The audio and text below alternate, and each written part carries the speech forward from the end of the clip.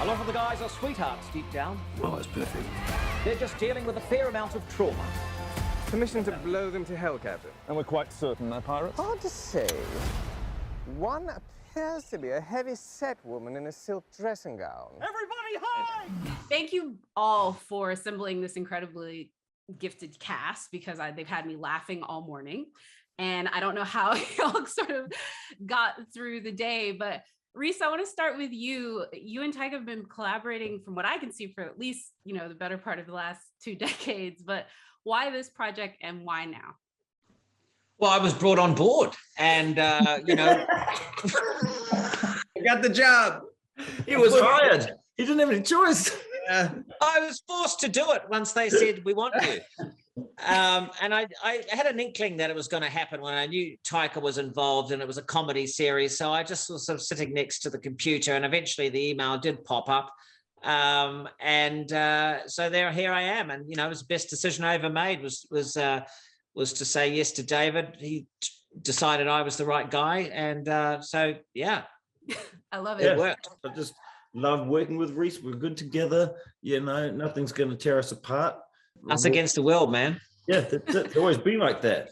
And I want to say I've had it since this, because I remember the first time I saw that funny T name was in the credits for Flight of the Conchords. So thank you all for this. Okay. No worries. David, I want to bring it to you next, though.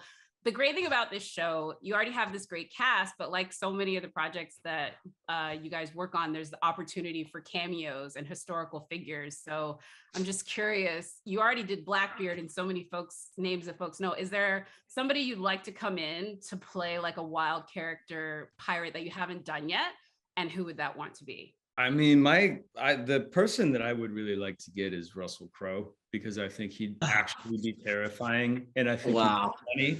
Wow. So Russell Crowe, if you're watching, I dare you to do this show. I'll text him. He'll do it. Yeah, text him. Just text him. Just text him. Yeah. I'm sure you can't do that, Taika. It's so great, Taika, that you're playing Blackbeard. Like, again, I spoke to Leslie today and she was just like cracking up about everything that you were doing with it and loved it. And I know that pirates that are playing real characters, they got to learn about theirs. Did you find any Blackbeard lore? Because I've become a bit of a pirate expert recently, thanks to documentaries and a lot of alone time here at home. Did you learn a lot about Blackbeard? You probably watched that Netflix one. I did. Yeah, I did. I did as well. I started watching it, and then I saw the actor, and I was like, "Oh, he's got such a good Bristolian accent." And I was like, "Yeah, I can't do that." And I was like, "He's done it, so I can't do that." And I said, "You've lost confidence." I said to David, "I was like, I don't want to do an accent." And he's like, "Just do your own accent." I mean, like the idea of just dressing up like those pirates, which is pretty boring to me because everyone does it all the time. It's like a Halloween costume. But with David, what you came up with this idea? I mean, well, just in talking how you talk and talking how both of you talk, it's nice. It's like low key, it's not like, I'm Blackbeard. It's just like, oh, I'm Blackbeard. There's like this, like, yeah, as soon as you hear that, you turn it off.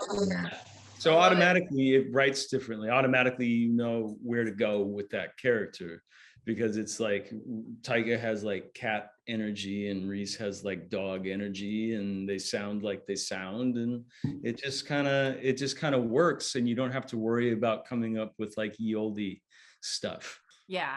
And I wouldn't want to see Leslie be anything but Leslie when she's yelling at people. Like, I really do. Leslie do all of the Leslie things. Yeah, and then making the world where like somebody can come from the Bronx and that's it. Yep. Check. I love it. That's the best part about it. I literally, the minute they said Taika plays Blackbeard, I'm like, that's the joke right there. You don't need to write anything else. That is hilarious. That's awesome. Well, I love it. I mean, when you came out the first time, you had the beard and all this stuff, and like it was like you don't have to do anything. You just have to have words come out of your face because it makes you feel crazy as well, dressed like that. Because you got this big beard that's super uncomfortable and long hair that's getting in your mouth all the time, and you're dressed in these hot Mad Max leather outfits, and no one really talks to you. Oh. Just feel like there's like something about dressing like that. No one hangs out with you. And then JoJo is the same with the Hitler outfit. Like you just alienate yourself on set. I don't know about this. You play very menacing. Felt a bit lonely, and that angered me. I spoke to you, bro. Yeah, you did. I mean, you're my only friend. Garrett, I definitely want to ask you really quickly though, because the whole premise of this is somebody going through like this whole, sort of like midlife crisis. Yeah. I'm in the midlife crisis. No, you're not. I did not say that.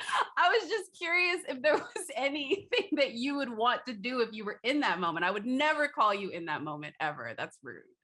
If I was in the moment of a midlife crisis, which I am, I think everybody on this call and most people that meet him would want to be Taika Waititi. I mean, I was going to say, I would have about 2 midlife crises a year, but they're just small ones. You joined the club, the midlife crisis club. You get stamps. They made me president. I will just say nobody else's is half as entertaining. If this is your midlife crisis, let's look at the last 5 years. I mean, going from like Thor and then the What We Do in the Shadows and Reservoir Dogs and just all of this stuff. And I really legitimately asked this as a person that followed him around for 6 months on Jojo Rabbit on the awards tour. And I was exhausted with him doing that. And he was also working on a Marvel movie and a soccer movie, Next Goal Wins and all that. Do you sleep? Like legitimately, do you sleep? Yeah, I've got an Aura ring, and it tells me my sleep thing at the moment. I'll bring it up if you want to come up with another. Yes, I really do. Someone, but my sleep is currently 86, which is optimal. Pretty good. 86 hours? What is 86, a score of 86. So total sleep was 8 hours 43 minutes. Oh wow, that's a good But score. my REM was suffering, and only an hour of I REM. was trying to show you my sleep. Good. Where's my oh, there you go, 8:54. That's great, Rhys. You're doing That's pretty great. good for me. Good. Yeah. All right. Anyway, gentlemen, this was a blast. Yes. I'm sorry my chair broke and threw off the Yes. energy. Look at your. This interview's going great. I know. Bye.